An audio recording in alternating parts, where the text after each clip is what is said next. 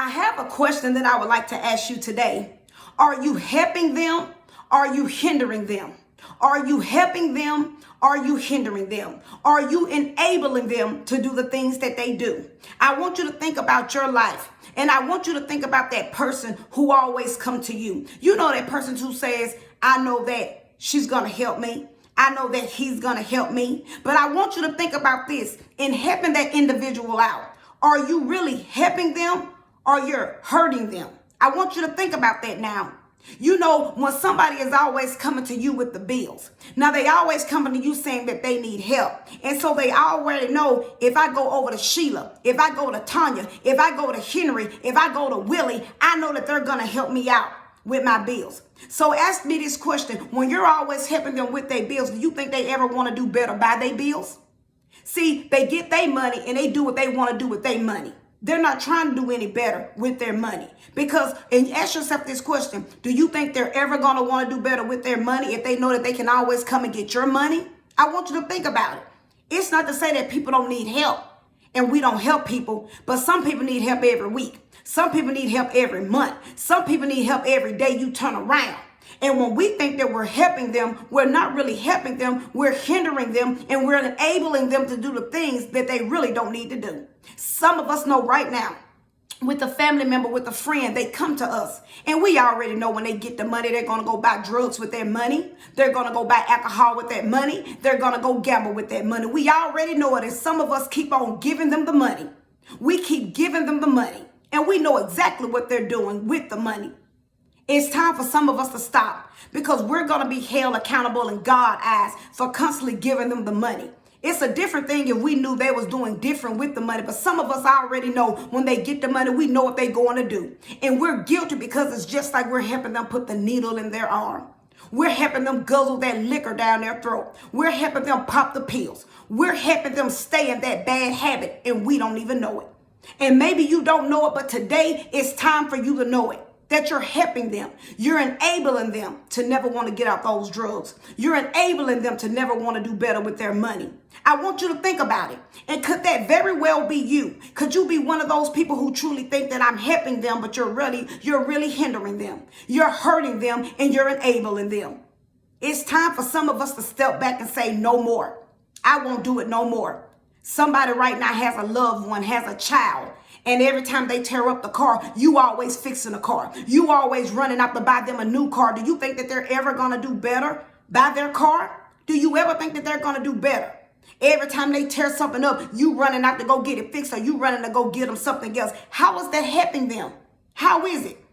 You run up behind them. You cleaning up their room. You washing their clothes. You doing everything that they need to be doing, but you doing it. And all you doing is creating a monster for the next woman or for the next man. I want you to think about that now. How are you helping them? Are you really helping them or hurting them? Are you just enabling them to keep doing those bad habits? They taking out their clothes, throwing it in the middle of the floor. They don't care how they keep up their room. They don't care how they do nothing. You don't make them mow the yard. You got a strong, healthy boys right now in the house and you paying somebody else to mow the yard while the lawnmower just sitting out there in the garage. You won't make them do nothing. Do you really think you're helping them or you're hurting them? Or you're enabling them to be the grow up, to be the sorry men that they're going to be? I want you to think about it now. Think about it. It's time for a lot of us to step back and say, no more. I can't do it no more. It's time for a lot of us parents, grandparents, aunties, and uncles, stop lying for these children. You know these folks, these kids got bad attitudes. They go into school with a bad attitude. They got a bad attitude with you. It's just funny because they disrespect you. They cuss out you. And then when a teacher calls them and tell you what they've been doing, what they did to them, you want to act shocked and get mad at the teacher. Stop it. Stop it.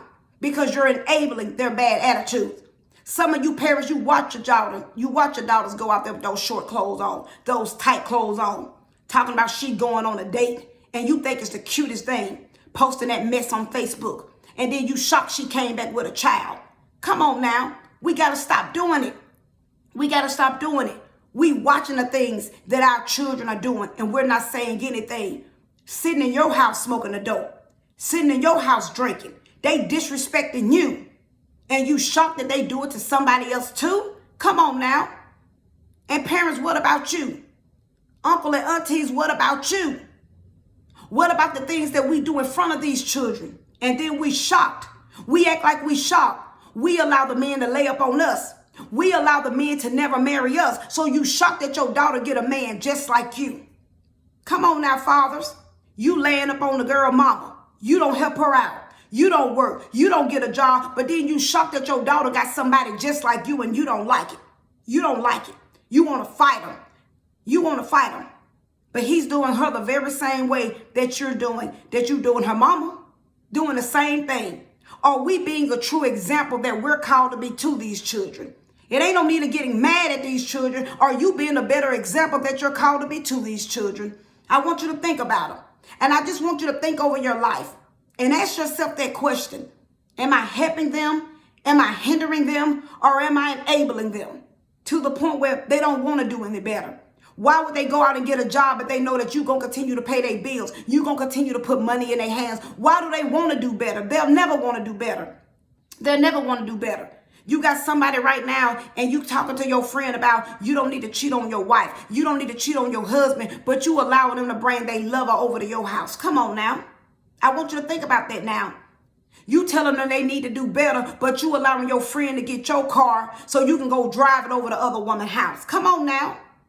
We got to do better because we're going to be held accountable for these things. When we stand before God, if we don't repent and turn from these things, we're going to be held accountable for these things. I want you to think about it. What is it in your life that you say, I need to do better? I could do better. It's time for me to pray to God right now and do better. It's time for me to pray to God about a spiritual backbone.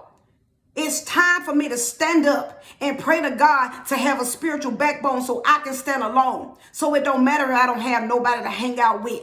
I'm fine being alone. I'm fine being alone as long as God is with me. As long as God is with me, I'll be all right within thee. And some of us need to get to that point. Some of us do. We ain't doing nothing but enabling these folks. And a lot of us, we enabling them straight to hell. We won't say nothing to them. We won't say nothing to them. We just co-signing them. We're not helping them. We're hindering them. And could that very well be you? Could that very well be you? When do we get to a point where we put our foot down and say, no more? No more. I won't have nothing to do with it. Somebody right now is saying you don't like your child in that same-sex relationship, but you allowing your child and that same-sex lover up over the house to lay up over there. That's what you're doing. You allow them to do it. You allow them to do it. You talking about you don't like your son laying around with his girlfriend, but you allow him to do it. You allow him to do it. So you telling him you need to marry that girl, but you continue to allow him to come over to the house and lay with that girl. Come on now. You got to look at your part that you playing up in this mess. You got to look at your part. When are you ready? When are you ready to do better and say, I can't condone it no more. I can't enable you no more. And I'm not going to enable you no more. I'm not going to do it. Right now, a whole lot of us, just like along with me, I had to go repent to God. And a lot of us need to repent to God and ask God for forgiveness for enabling these people and repent to God and start living right before God. Because a lot of us, we know what these folks doing. We know what these people doing. We won't say nothing to them. And some of us, we give them the money and we help them do the very bad things that they don't need to be doing. We taking them these places. We giving them money to go these places. We lying for them. And we're just as bad as them. We're just as bad as them. So I want you to overlook your life. Overlook your life. And ask yourself that question. It may be your child. It could be your mama. It could be your daddy. It could be your coworker. But ask yourself this question. Am I truly helping them? Or am I hindering them? Or am I enabling them to continue doing the bad things that they're doing? When does it come to a stop and you say, I can't be a part of this no more? I'm not going to do it no more. I'm done dealing with it. I can't be a part of this mess no more. And a lot of us need to let go of this mess and start giving God our best. Let's start giving God our best and let go of this mess. Some of us, it's time to grow up. When the rubber meets the road, it's just time to grow up and it's time to get right with God. It's time to grow up. And maybe is that you today? Maybe that may be you. But it's time to grow up and start doing right. Because we will be held accountable of these things that we do in our life.